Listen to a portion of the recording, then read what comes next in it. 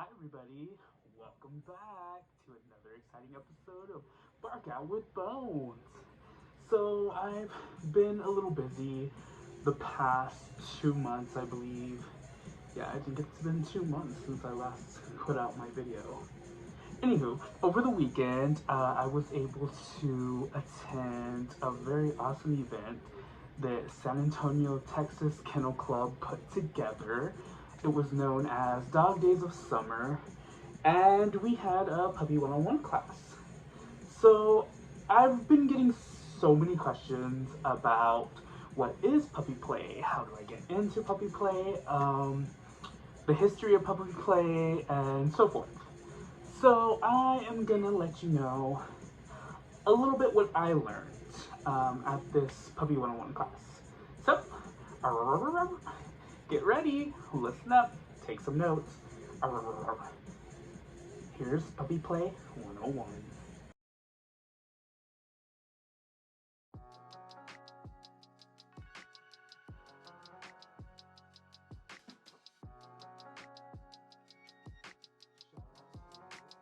ALPHAbeta apparel from San Antonio, Texas for this awesome drop top. Please go check them out. We love hearing about nuclear businesses, so yes, they're doing great things, and they're the ones who actually were part of the Dog Days of Summer. Yes. So go check them out. I will link their socials down below. So what is PuppyPlay? PuppyPlay is a type of role play where one takes on the characteristics and mannerisms of a puppy. Basically, that is short and simple and sweet to the point. The thing about PuppyPlay is there are no rules. There are no certain way of doing PuppyPlay.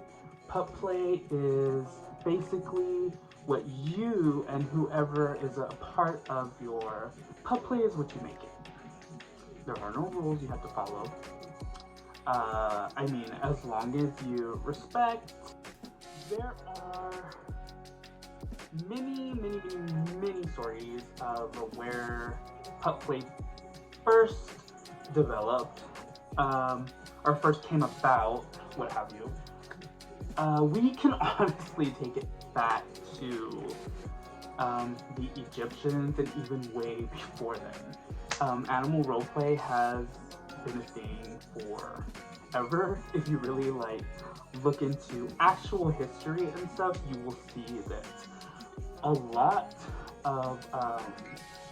of tribes, a lot of different cultures practice animal roleplay.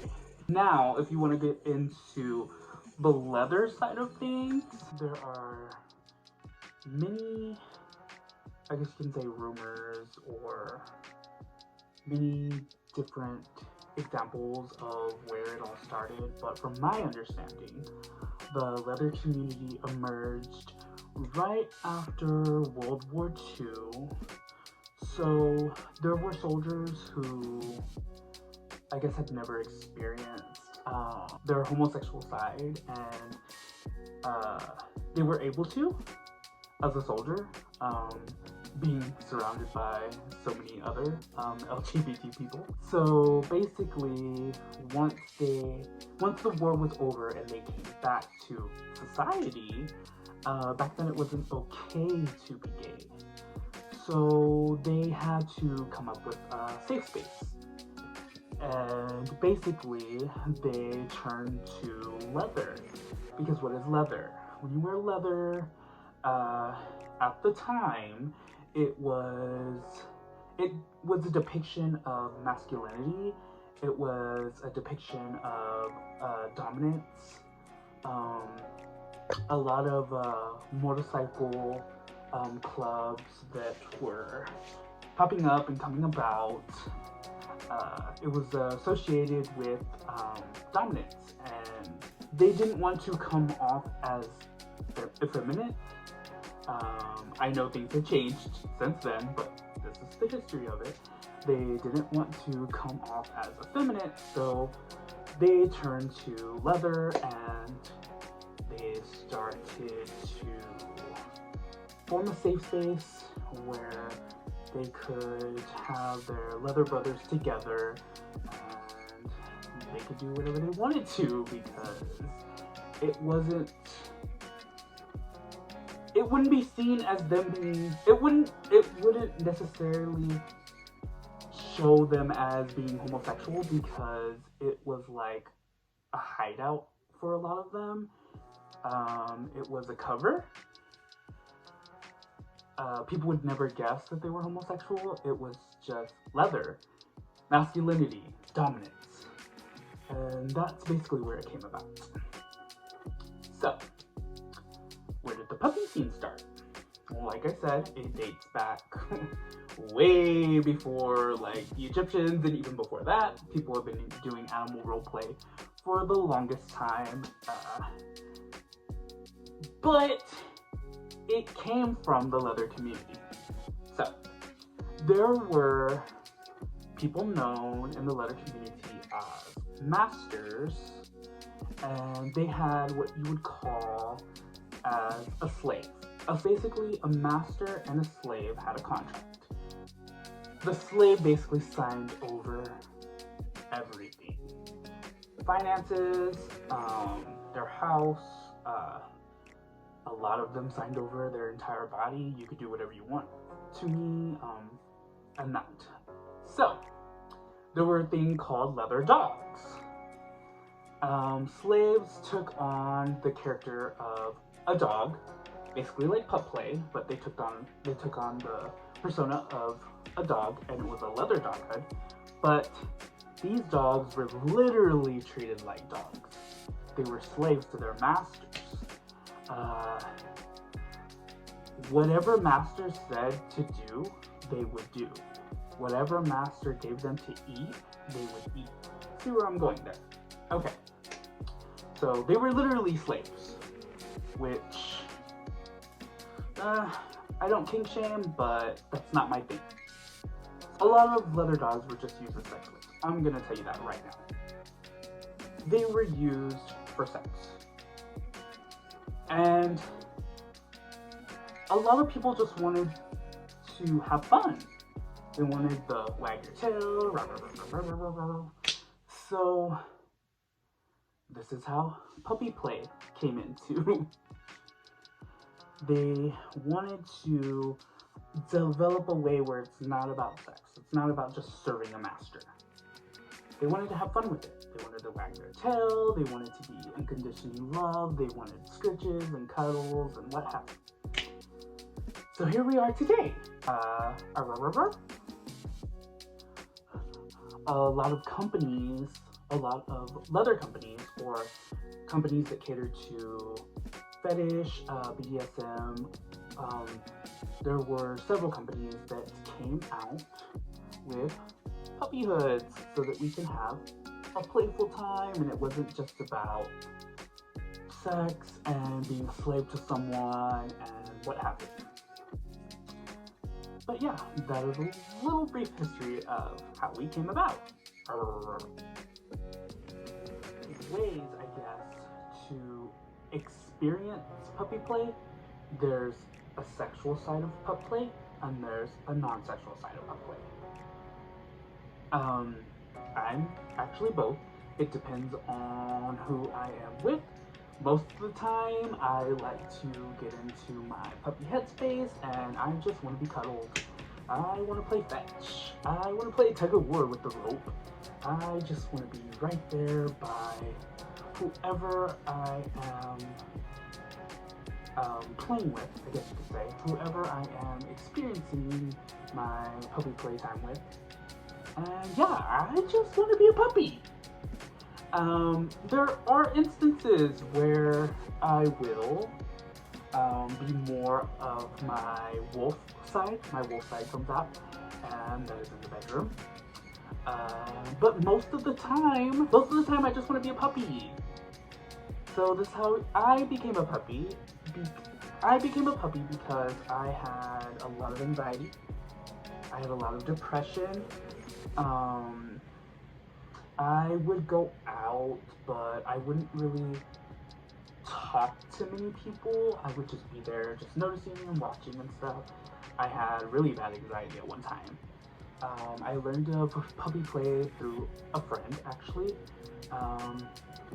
And over the years, I was like, I want to be that.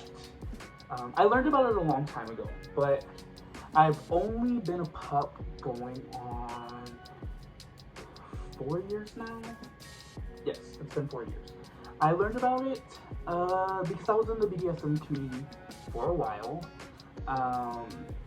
And I had heard about it like a while back. A little different, but I had heard about it a while back. It's literally a type of space that you get into. Everybody's different. It could come from wearing gear. It could come from hearing a squeaky toy.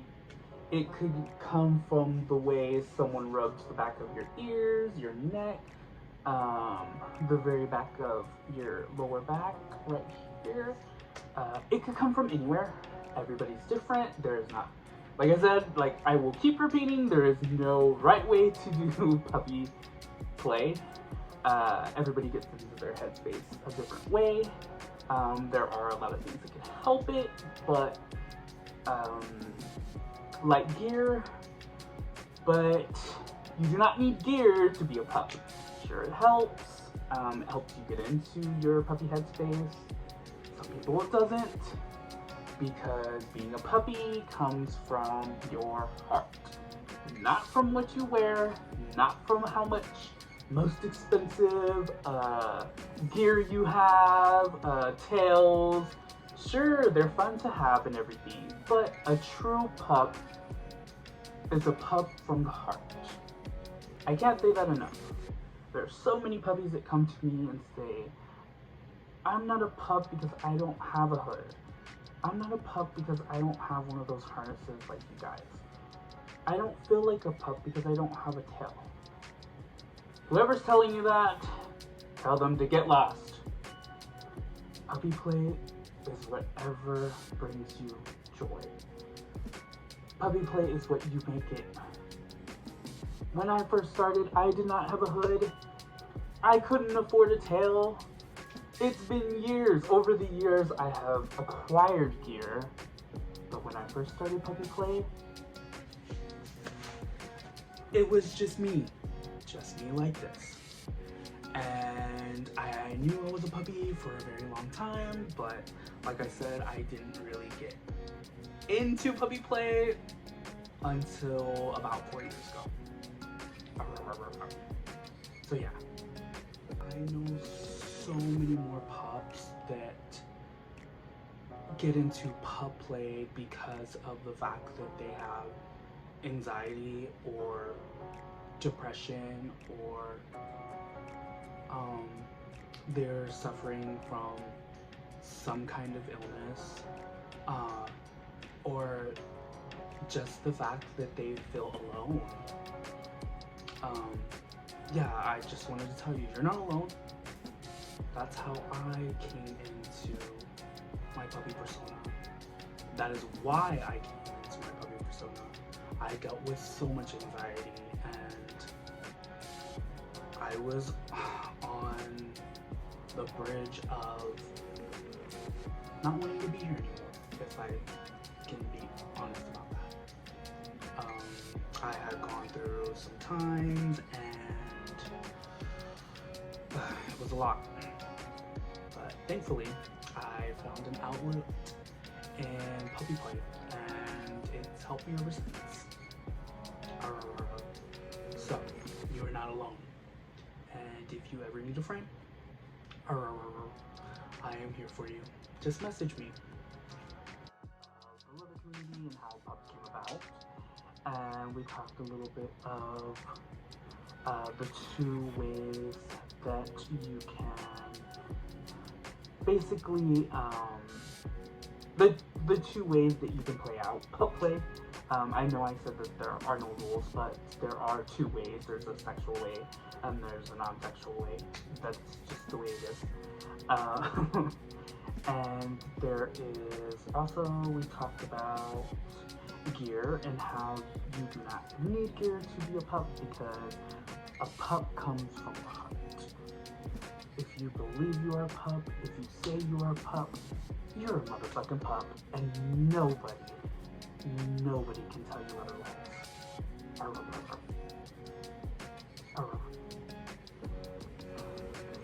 So I believe that was a little bit that I wanted to talk about. There are more that there is a lot more that I want to go into depth with, which will be in future videos. But that is a little bit about PuppyPlay. And as always, if you like what you heard, go ahead and give me a big thumbs up. Subscribe to my channel and click that notification bell so that you get notified every time I release a new video. Thank you so much for coming to my class, and I hope you took some notes.